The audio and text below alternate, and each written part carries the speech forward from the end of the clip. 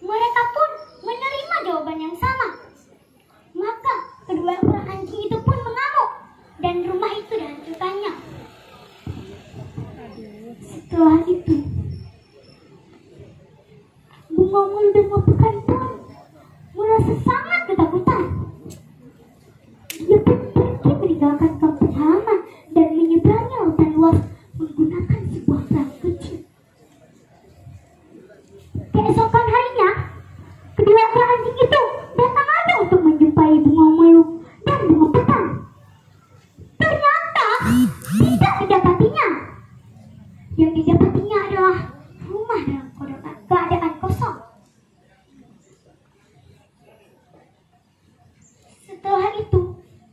Kedua ekor anjing itu pun lari ke tepi pantai dan melihat beruang meluk dan beruang pekan. Tanpa berpikir panjang, kedua ekor anjing itu pun menceburkan dirinya ke laut dan mengejar beruang meluk dan beruang pekan. Ketika beruang meluk dan beruang pekan melihat bahwa kedua ekor anjing itu sedang mengejar mereka, mereka pun berdoa kepada Tuhan. Ya Allah, lindungilah kami dan selamatilah kami. Kami berjanji kami akan bersembahyang sunat 2 rakaat sesampai di daratan nanti. Ternyata doa mereka dikabulkan Tuhan. Kedua ekor anjing itu pun dimakan oleh ikan paus. Setelah sampai di daratan, mereka pun melaksanakan sembahyang 2 rakaat untuk melepaskan azab. Kemudian mereka pun pergi ke sebuah kampung. Sesampai di kampung itu, mereka pun merasa sangat lapar. Lalu mereka pun meminta sebuah rambutan ke salah satu penduduk di sana. Ternyata permintaan mereka tidak dikabulkannya, kecuali mereka ingin membelinya. Karena tidak ada sesajen pun uang, mereka pun menanyakan di mana rumah kepala kampung dengan maksud ingin meminta bantuan. Ketika telah sampai di rumah kepala kampung, mereka pun menyapa, "Assalamualaikum." Waalaikumsalam. Setelah itu, mereka pun menceritakan maksud kedatangan mereka. Mereka pun berkata,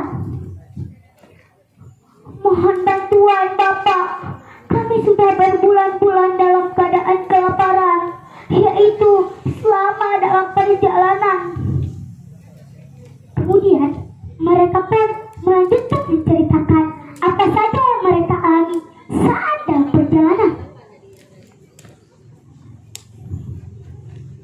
Ternyata kepala kampung itu tidak menghiraukannya. Bahkan kepala kampung itu pun menjawab, "Penduduk di sini tidak sama dengan penduduk tempat lain. Penduduk di sini semua dalam keadaan serba kekurangan dan tidak memungkinkan untuk menolong orang lain. Kalau demikian, tunjukilah kami sebuah gubuk untuk sekedar bermalam saja." Setelah itu, Pak Kepala Kampung itu pun menunjukkan sebuah gubuk tua yang dimiliki oleh seorang nenek-nenek yang bernama Neti. Gubuk itu sudah lama tidak ditempati lagi. Maka disitulah mereka bermalam. Di dalam gubuk itu tidak ada makanan sedikit pun untuk mereka makan. Yang ada hanyalah tumbuhan yang tumbuh bagaikan hutan di batang gubuk itu. Akhirnya terpaksa tumbuh-tumbuhan itu mereka rebus untuk sekedar makanan. Keesokan harinya, Bumong Melu pun berjalan di semak-semak dan menemukan 3 batang pohon, lalu diserahkan kepada abangnya. 3 batang pohon itu dibuat menjadi tali. Akhirnya tali itu dibuat menjadi jaring. Mulailah beruang pekan pergi ke danau dan menjaring udang. Udang yang diperolehnya banyak sekali, dan mereka pun menukar udang itu dengan beras. Pada malam hari, Bumong Melu pun memasak nasi sebanyak-banyaknya dan memakan sekenyang-kenyangnya. Karena terlalu kenyang, mereka pun jatuh pingsan. Ketika mereka telah sadar,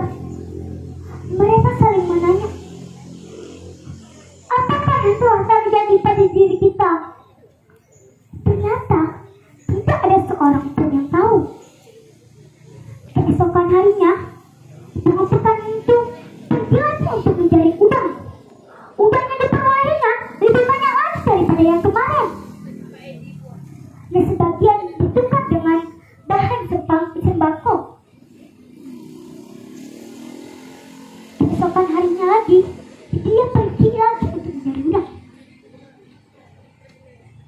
Ketika dia pergi untuk mencari udang, udang yang diperolehnya tidak ada satupun. Ketika dia hendak pulang, dia pun mendapatkan sebuah telur naga, lalu dibawa pulangnya. Ketika dia pulang, lalu dia berpesan kepada adiknya, "Wahai adikku, kau jangan memakan telur naga ini, sebab seandainya telur naga ini berbahaya, nanti akan menimpa keduanya." Ternyata nasihat abangnya dipatuhi oleh bunga melu. Ketika abangnya merebut telur itu dan memakannya, abangnya pun merasa sangat haus. Lalu dia suruh adiknya untuk mengambilkan air. Aneh, semakin dia banyak-banyaknya minum air, semakin bertambah dahaganya. Lalu dia terpaksa menyuruh adiknya untuk mengambil air sebanyak-banyaknya.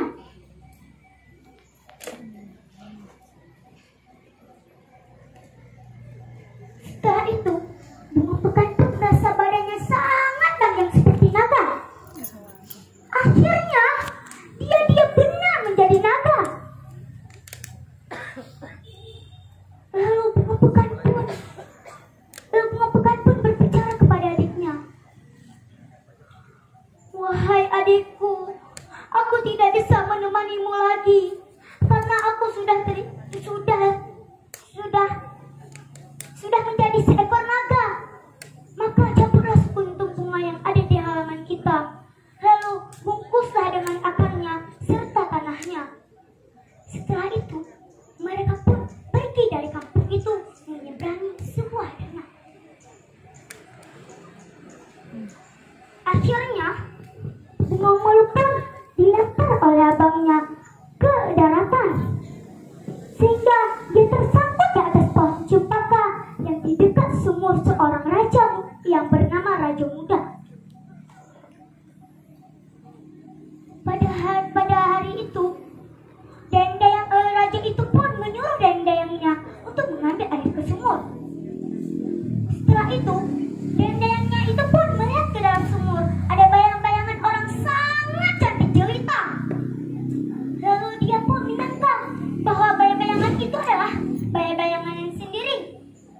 Sebenarnya, bayang-bayangan itu adalah bayang-bayangan bunga melu yang tersangkut di atas pohon cempaka. Sehingga dayang-dayangnya itu pun sangat marah karena perintah raja. Lalu dia memecahkan ember itu.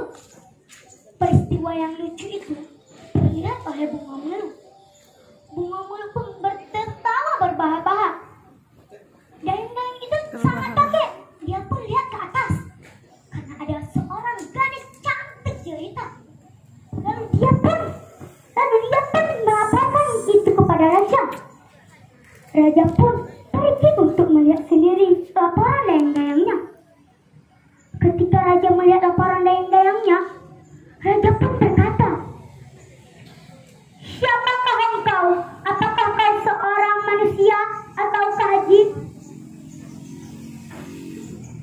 Memang saya manusia biasa," dijawab bunga melu. Lalu Raja Muda pun berkata lagi, "Marilah sini turun." Setelah itu, bunga melu pun turun dari atas pohon cempaka. Akhirnya, bunga melu itu pun dibawa oleh raja ke dalam istana.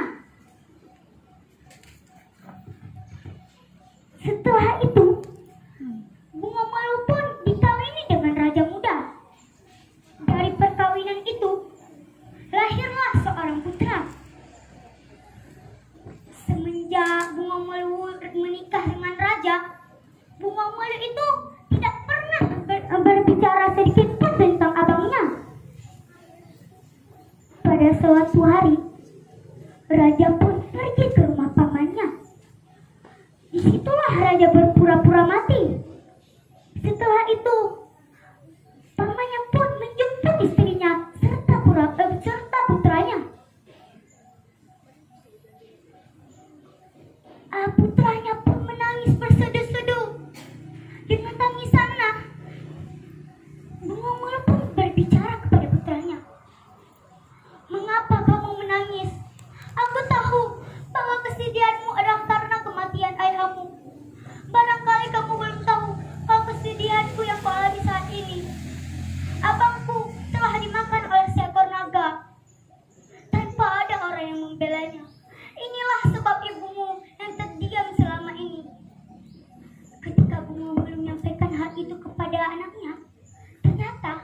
Raja Muda mendengar. Raja Muda pun bangun dari tempat tidurnya. Tentu Bunga Mulu sangat kaget karena dia berhadapan dengan orang yang mati telah hidup kembali. Kesempatan itu digunakan oleh Raja Muda untuk menanyakan mengapa dia tidak bilang kepada dia. Mengapa engkau tidak bilang kepadaku? Mengapa kesedihan ini kamu alami sendiri? Mengapa kamu tidak percaya padaku? Setelah itu, raja pun mengajak istrinya ke tempat kejadian itu. Di tempat itu, terlihatlah tulang-tulang bunga pekan yang telah tewas oleh naga.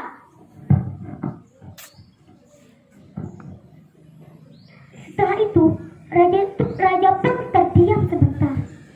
Akhirnya, tulang-tulang itu dikumpulkan oleh Raja Muda, lalu disirami dengan air bunga. Akhirnya, bunga pekan pun hidup seperti sedia kala. Bunga pekan pun dibawa oleh raja ke dalam istana, lalu diberikan seekor kuda dan sebuah pedang. Setelah itu, hiduplah Bunga Mulu dan Bunga Pekan dengan bahagia. Hal yang dapat dipetik dari cerita ini adalah jagalah keluarga kita